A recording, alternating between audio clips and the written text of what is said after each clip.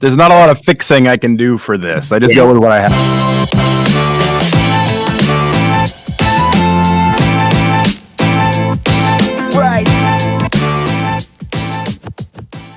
All right, so we got June 15th, and we're rolling into the week. This is Monday morning. So we'll have, as people join us, again, some housekeeping. You can make comments. We can read them live on air. So make your comments below. We could then pop them up. If you do have any questions, we do have Brian Clapp. He's the Vice President of Content and everything else that's magical at workinsports.com. So we're going to bring him up in a second. Mike, let's talk a little bit about what we got coming up at Game Plan U. Yeah, so big news. I know last week we spoke a little bit about our Sport Tech Academy that we're launching to give career seekers the insight into the sport tech space. One update we have on that is June 29th. We are looking to have almost just a little test run of that, and that we're offering that up absolutely complimentary, just for you to come in and experience and get a little taste for what the class is going to be about and and just show the value of the sport tech space and where that's going. Yeah, so we're just going to do a free workshop. It's going to be an hour long, and it's really just an introduction for you as your first look into it. So if you're interested in a free webinar, we'll also have it on our website, gameplanu.org. So you could go down there and plug it in. So that is a free workshop. It's going to be an hour long. We'll have Denise, Mike, myself, and some other guests on there talking about sports technology as a career path. That's going to lead into our Sports Tech Academy that we're going to do. So we're going to do a series of week-long academies, 2 hours a day. Then we're going to have guests from all pieces of the industry, startups, startovers, investors. So we're going to show you a little bit more about sports technology as a potential career path for you. So there you have it. Without further ado, I know he's down back there getting his makeup on, getting his hair done. We're going to bring him back here. Brian Clapp, how are you, my friend? I put on my one good shirt. I showered. We're ready to go. You know, I got my I got to take the shine down a little bit, you know, on the forehead. We're good. I can't. Mine is just blasting through my front window, so it looks like I got a movie screen on there. You're probably so tired of talking about it, but maybe not, because it's such a powerful subject of what happened to the industry in the last 3 to 4 months, and what happened to those poor students out there who just graduated trying to enter into the industry. But first of all, talk about workinsports.com. Just like talk about your platform, what you do there, and just give us a little bit more background. Well, the ongoing joke in the company is that I've never met a microphone I didn't love. So don't ever preface anything by saying you probably don't want to talk about this anymore, because I pretty much love to talk.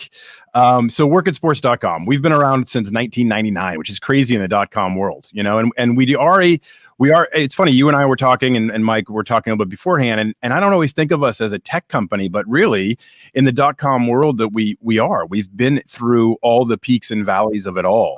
And the idea has always been providing value to a premium membership, to a premium audience, to say, we're going to go out and do all the work to find every job in the sports industry and bring it all in one place for our users to come and access. And so we work with lots and lots, thousands of sports employers to bring in all the best jobs in the industry, promote them, publish them, and let them be known. In the last 2 to 3 years, we've also started to additionally change into a product type company. So we've said to ourselves, in order to stay agile and on top of things, not only do we need to redesign our site and add some new value propositions to it, add some new value to the memberships, not just a directory of jobs, we want to do more. So we've integrated, we're launching all these new products now. Matter of fact, last week we launched a lot, and we're continuing in beta. So we're continually rolling out new product parts. But essentially, we went back and we went into the lab as an organization and said, we need to increase the connectivity between employers and job seekers. And so we can't just be a list of jobs. We need to be more active in that. And so we've created matching technology that allows for, let's say a user comes in and uploads their resume, immediately they're going to be matched against the jobs in our database. So we have pre-COVID, we had 25,000 jobs in the sports industry. Things are lower now, as we all know, but they're starting to tick back up, and we can talk about that. But what's cool is somebody puts their resume in our database, And immediately they're going to get back matches that goes out to all of the jobs in the database actively and says, here are the ones that your current skills match the best in our database. But the cool thing is the same thing happens on the employer side.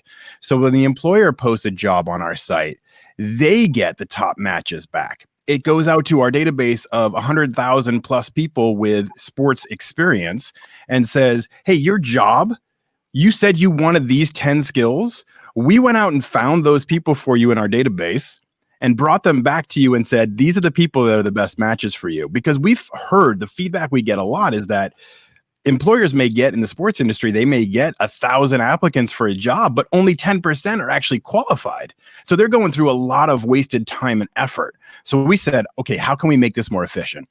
And so that's some of the things that we've added in. We've added in a lot more than that, but that's one of the base premises of how can we have a communication platform just as much as a list of jobs and say, job seeker can say to an employer, hey, I'm interested in this role. And the employer can see that they're interested and there's matching and there's all these great things that are happening to increase the conversation. So that's part of the fun of it. In the same light, we've also added curriculum. We've added online curriculums that are for career development. So we have a sports career game plan that helps students and people who are interested in working in the sports industry learn of those specialized tips, tactics, strategies, and approaches to getting hired in the industry, because it's not easy. It is competitive. And so we're trying to continually add value to our members and just the audience at large of professional people that want to get into the industry. I love that. I think it's not just the wasted time for the employers, right? But it's having the opportunity to maybe miss that diamond in the rough candidate or that rock star when you have so many different applicants. I mean, that piece of technology is huge. So I'm curious, if you want to take a step back, like what got you into this space of working with career seekers in the sport industry and helping them out? Yeah, so my background is in the sports media. I started out at CNN Sports Illustrated as a production assistant back in 1996. Yes, I'm dating myself, but graduated college, started there. I always had these dreams of the ESPN type experience. So I wanted to work in the sports media and cover sports for a living. And when I was coming out of college, there weren't too many sports networks. It wasn't like now. It wasn't like, there wasn't the Lakers network and the Pac-12 network and the Big Ten network and all these different specialized niches, right? There was a couple different regional networks or national networks or your local TV station. So I actually started out at CNN Sports Illustrated, which was designed to compete with ESPN. And you can see how that worked out. But I was there for 7 years. I was there from the beginning to the end. But I had this love and affinity for the storytelling side of sports. And I loved highlights and I loved press conferences and I loved all of those aspects. And so I started doing that. I was editing highlights and I was working from 6 at night until 2 in the morning or, whenever sports were happening. My off days were Tuesdays and Wednesdays and I loved every minute of it. I loved the crazy schedule. I loved the urgency. I loved the deadlines. Every part of it excited me. So after 7 years doing that and getting to a point where I was a producer, so I was creating shows from scratch. And if you hear my kids in the background, I apologize. But they are loud upstairs and there's nothing you can do about that in our world right now because everybody's home. But I went to Fox Sports Northwest to be the news director. So I left Atlanta, went to Fox Sports Northwest to be the news director and was running the production department there.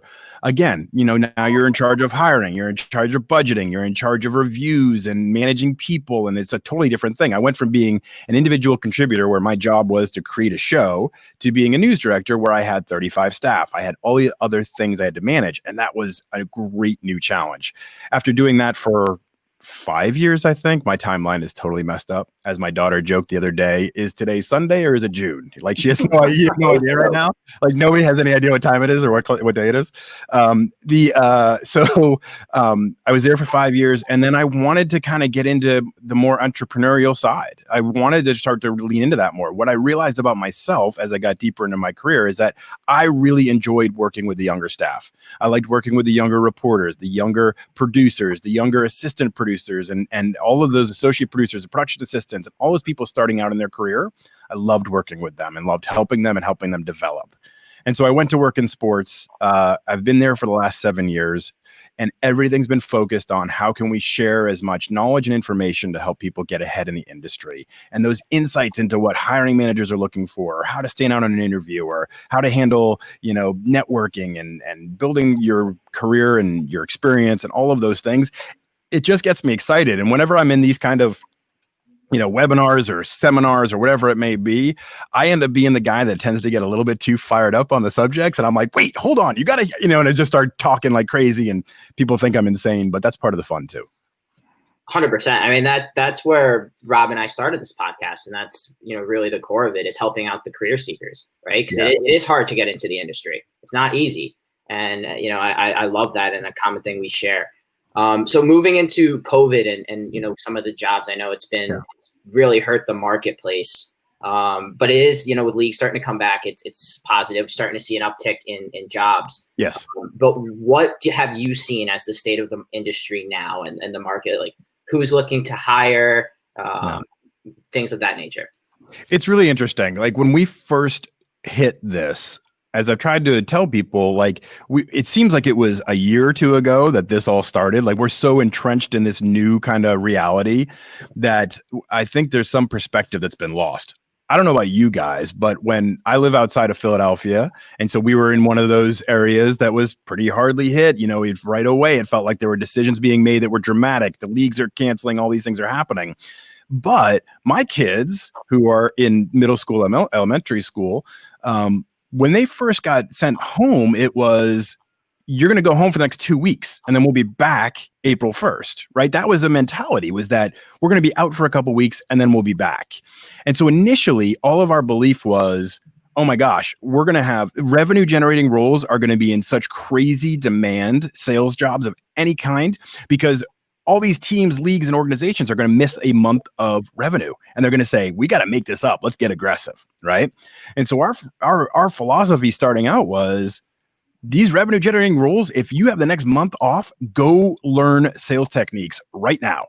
Go learn everything you can about revenue generation, revenue optimization, how to make a sale, all those things. Go take a class. Be productive during these couple of weeks we're going to have off, right? Really lean into that. Well, then the longer and longer things went, and it became clear that no fans were going to come back, even if sports came back. It was like, okay, we have to shift again because the demand isn't going to be there for sales jobs. And that might be 12 to 18 months. That might be a while till fans are coming back. And so again, we've shifted away. When our job board is normally about 50% of the jobs are in sales. That's just a reality of the industry, and that's a big demand area. But now, while it's still maybe 50% of the jobs, the base is so much smaller that area has been really affected. Where it might have been 12,000-ish jobs in sales, well, now it's like 4,000 maybe. It's crazy how that's decreased so much. So that will rebound. There will be a need in the future, but in the short term, that's not where it is. What we're seeing, and again, a lot of things are affected by, this is the perception. A lot of people were saying, hey, games are coming back. We're going to have games. That means the industry is going to pick right back up again.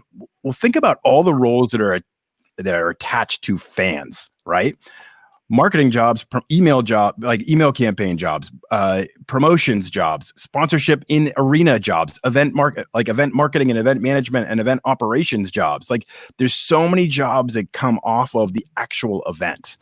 So what I keep trying to tell people is a couple different things. One, business analyst jobs are going to be in high demand, and they are, and they have been for a while, but we're seeing that spike a lot more because all of these organizations and teams are looking for ways to generate more revenue, be more effective in the way they spend their dollars. So saving or making more money. And that business analysis, pour through the data type job is actually very much in demand right now. And then we're going to see a total shift where this plays right into your world, but guys, is I think innovation, any type of innovative tech jobs are going to be highly in demand.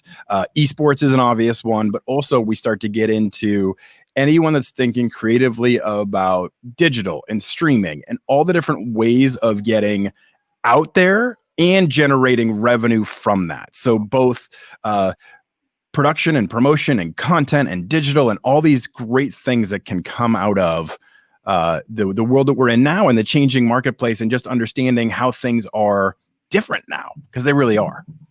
it couldn't be any more different. And I think, you hit it on the head again. It's when things are uncertain, right? I mean, that's when anything's possible. Because right now, like, we don't know what sports is going to look like when it returns. We have no clue. But this is times with different type of, fan engagement platforms. That this is needed right now. You need to be able to get, engage your fans. Yes. That was a fantastic point. So I also love the fact that you have that whole career seeker platform, and you're not just giving them jobs. You're saying, well, we're going to provide you with jobs, what's in the market, but we're also going to help you get those jobs. I love that. So what are some of the key pieces of advice that you would give to career seekers out there listening right now that want to get into the sport industry, specifically for right now where we're at? Yeah. So one of the things I really want people to lean into, and I've talked about a lot, is this is the time to be very aggressive in networking. Now, I don't like, there's this common phrase out there all the time. It's not what you know, it's who you know. And that is like fingernails on the chalkboard for me. I hate that saying because I don't believe it to be true. It's not one or the other. It's both things combined. You need to have a skills package and you need to have a networking package. And those two things have to work in concert with one another. I tell this story a lot. Like when I first started out at CNN Sports Illustrated, there was probably, let's say there's 200 people that work in the organization, right? For the sports department at CNN. And maybe it was more than that, but that's a good rough number. And 5 or 6 of the people that I worked with were hired primarily because they were legacy of somebody else in the industry. They were like a president's kid, a team organization president's kid, or they had like a media writer for a national newspaper whose son was working with us, and it was who they knew. That's what got them the job, right? They knew somebody, they were connected, and that's why they got the job. Well, all those people flamed out within the first year because they didn't have the skills to do the job. And I think since then, employers have become a lot smarter, where they're saying to themselves, okay, we can't just hire people that aren't qualified. We need to have people that are both qualified and skill driven to do the job, but also if they know somebody, that's cool too. That helps us get a insight knowledge into them. But what I keep trying to emphasize to everyone is that now is a really, really great and powerful time to up your networking efforts, because everybody's getting used to the idea of Zoom and social media communication. Networking doesn't have to be face-to-face. You need to look out, you can reach out to people, you can and try to target and be specific about it. So if you want to work in operations for a NBA, like that's your dream job is to work in operations for the NBA. Well, reach out to every person who's in operations or operations coordinator for an NBA G League team, and just say like, hey, I'd love to meet you. I'd love to have a conversation with you. I'd love to get on a Zoom call and just pick your brain a little bit. But you maybe start out a little slower than that, like that, coming out of the blue and telling somebody you want to jump on a Zoom call is a little creepy. But the idea of starting to build a relationship with these people that are targeted in your world and start to build your network out. People have more time right now, so it's a good time to hit that up. What I would also say in the second part, and that's why I brought up the yin and yang of both skills and networking, is now is a time to do that deep dive into the roles that interest you. Now is the time to really go through and say, okay, this is the world that I'm really interested in. I'm going to go pull research and data on 10 to 15 of these jobs. Like if you want to be in PR, fine. Go pick out 10 to 15 jobs in PR, read their job description, understand exactly what is required to do this job. There may be certain softwares, there may be certain techniques, there may be certain things you're not as comfortable with. Once you identify those things that aren't as strong for you, but are required for the industry, well, now you set yourself a game plan. You put together this concept of, okay, these are the gaps in my skills. These are the things that are helping me that are preventing me from standing out in the marketplace. I'm going to focus on learning those right now during this time, so that when things start to get back to normal, and they will, your resume will stand out because you have the skills that are in demand for the marketplace. So now over this time, you've increased your skills in a specific way, not just like, hey, I'm going to learn stained glass, like, well, great. How is that helping you? Like, go learn Photoshop if that's something that's important. Go learn CRM systems. Go learn, Final Cut Pro. If there's things that are going to help you in your career, these are the way to start to do the research and understand what's in demand out there. And concurrently, build your network. Start to talk to people, have these conversations, start to figure out a thread that connects you to other people, and how you can start to leverage some of these relationships to make you a better and smarter person. I've had so many requests for informational interviews. And if people go about it the right way, I will absolutely try to have a conversation with them. So that's, I think, building on your networking and building on your skill set is the power that you have right now. 100%. I mean, like you said, jobs are very limited right now, especially in the sports space. And it's going to be the people who are networking, like you said, and building those relationships. It's the people that aren't wasting the day and bettering themselves and building their personal brands. Like those are the people that are going to be at the, with all these people that want to get into sports and no one's hiring right now. When they start hiring, you're going to get a lot more applicants. So for sure, you're going to separate yourself from the rest of the marketplace. So, and I would never shortchange anybody with the skill of glass blowing or come on, or stained glass. That's a skill. You have to expand yourself, right? You got to go broad. Have a lot of different skills. Exactly. So this has been extremely educational, and Brian, it's always a pleasure for you to be on the show. And I know we've done this before, and for you to share exactly what's happening, what you see out there, and your perspective on it, because you're right there. You're where the rubber meets the road, on what's happening. So last question, and Mike, unless you have something else. Nope. Floor is yours, sir. So last question, and I think it's something that I think a lot of us are wondering, and because you're right there in the marketplace, what do you see? What's your point of view of what's going to happen in the next 6 months in the industry? I mean, you're getting it from both sides. You're getting it from, right? You're getting from both sides, and what do you see, and what do you think is going to happen in the marketplace in the next 6 months? Yeah, it's a great question, and I think we're all trying to adjust that perception daily. Like I seriously have had opinions on this that seem to change week by week. I also say, before I get into that, what's kind of funny is when I was at CNN Sports Illustrated, whenever we had Peter King, NFL reporter Peter King, famous guy, right? Whenever we had him for any of our segments, you'd write up like 10 or 15 questions you want to ask him, and you'd only get out one question because he'd talk for so long. And I feel like that's what I just did to you guys. Was you probably had all these questions, and I answered each one in like 10 minutes. That probably killed out everything you want to talk about. But nonetheless, it was perfect, actually. I am great at filling time. I left. I went and made a sandwich. I sat down, had a coffee with my wife, and I came back. Exactly. Hey, look, he's still talking. Okay. So where is everything going? I think I had on Josh Walker on our podcast a couple weeks ago from the Sports Innovation Lab, and it was a really fascinating conversation because they're conceptualizing how fans are going to change and be different moving forward. But what was really interesting about it is that they started down this path prior to Corona. Like, they understood that fans are different now than they were when I was coming up. So the expectation was, when I was a young lad going to Celtics games at the Boston Garden or going to Boston Bruins games or whatever it was, a lot of games at Fenway, those kind of things. The expectation was you showed up at a game and you sat in your seat for 2 hours, 4 hours, whatever the time period was. You'd go get a beer here and there. Well, not when I was a kid, but you'd go get a snack, whatever. My dad would get a beer. And then that was the expectation. And I think now the fan as a whole is changing. I think fans have different expectations. I think they want to be entertained in a different way. And when you go to newer stadiums, they've started to understand this. They've started to create micro environments. So if you went to, I was at State Farm Arena in Atlanta last year, and at Mercedes-Benz Stadium also in Atlanta, the newer stadiums and arenas. And what they're doing is they're saying, we need this bar set up that looks out at the stadium, so they could watch the game and continue to be a part of it. And we need this environment over there that's almost like a Top Golf. And we need this environment over there, so the people are constantly moving around the stadium and thinking of it more of an overall experience.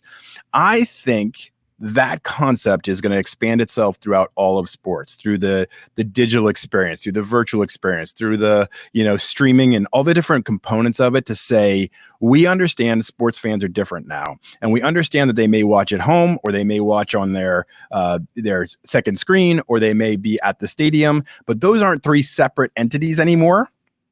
The idea is going to be that crossover of all those things coming together. And I think that's the fascinating part, is to say, how do we look at the sports industry different moving forward? Coronavirus has propelled us to say this needs to start happening. We need to start having this conversation. But frankly, I always feel like the sports industry should have been going down this path sooner. My wife works at a Fortune 100 company and she works in marketing, and she's always laughed about how the sports industry kind of lags in using data to make their decisions, like data-driven decision making, right? We've all been kind of far behind in that. I think the concept of seeing the fans differently and approaching it with a more technology sense, but also using data to help drive decisions and revenue and all of those models is going to be different than the traditional sports model of sell a ticket, get a broadcast media deal, right? Those are the two main revenue streams for teams. Sell tickets and merchandise and sponsorships and sell, and then have a broadcast media deal, and that's how the money comes in. I think everything's going to start to get broader, more agile, more technology-based, and just change the entire platform moving forward. And the expectation and the branding for, I mean, you can go on and on. It's like, look at the way athletes are controlling their own content. Look at the way, like, everything is going to a much more agile and connected way. And I think everybody that can lean into those kind of skills and thought process are going to be the power movers of the future.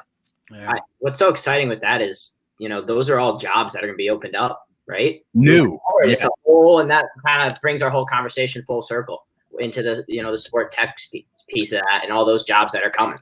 Look at it 10 years ago. There weren't jobs in social media. There were no jobs in social media. It was a section of marketing to be in social media. Now it's carved out its own niche, and they're driving a lot of jobs and opportunity. What's next? What's that new social media? Or what's the expansion model or the expansion pack on social media? What else can be done with it to generate revenue and eyes and interest? It's really cool to see where our whole environment and ecosystem may be going forward. Just from your perspective, I mean, you're the VP of content, right? And that's a whole new role that was never around 5 years ago, 3 years ago. And the one advice that I give all the time is, if you're home and you don't have a job, if you could prove that you know how to create content, distribute content, analyze content, and then monetize content, you'll always find a job in the industry. There's going to be some piece of it. If you know the core essence of that, there's going to be an area for you within a sports organization. Let me go back old school really quick, because I know you're up against it too, but let me go back old school too. One skill set that cannot be undervalued that is writing skills, though. Like, so forget about all the tech. Having a basis of writing and writing well, it will always serve you well. It doesn't mean you have to be a reporter. It just means no matter what job you do, if you're in sales, you're going to be doing sales presentations, you're going to be writing, you're going to be communicating. Effective communication is a skill set that will never get old, and yet is really a lost art. And I cannot tell you how many people reach out to me to network that cannot articulate themselves well enough, and right away they make that negative perception. So if you can write well and articulate yourself, and that comes into your networking efforts and everything else you do, you're making the right impression. And too many times that gets lost. I am a diehard Boston sports fan, so that means I am obnoxious and I talk really fast. So those are the qualities. I want to apologize, just for I am a Tennessee Titans fan, so I know it was rough and end in the air. I'm sorry, I couldn't quite hear you. There's all these Super Bowl rings in my ears. What was that again? Well, on that note, workinsports.com. Check him out. Follow him on his podcast. Just dropping knowledge all the time, and we appreciate all the time you spent with us this morning. Thanks, fellas. I appreciate it always. All right, brother. Take care now. I mean, what's your final thoughts, Mike? Yeah, it's now's the time to build your personal brand, right? He's, as Brian said, the jobs are right now, they're starting to come up, but they're not what they were to get in the industry. So it's, what are you doing today to build that personal brand? So when the teams start hiring again, you're ahead of everyone else that's going to be throwing their resumes and passing them along and blowing up workinsports.com. So just, separate yourself today. Yep. Follow Brian. If you haven't connected with him yet on LinkedIn, please do so. He's a wealth of knowledge and just a great connector and a great human being. So we appreciate his time. Thank you again for a great Monday. Hopefully we shared enough information. Everybody get out there and get after it this week. The best of luck to you. All right, everybody. Get in the game. Have a great week, and we'll see you next week. Take care, everybody. Thank you. There's not a lot of fixing I can do for this. I just go with what I have, you know?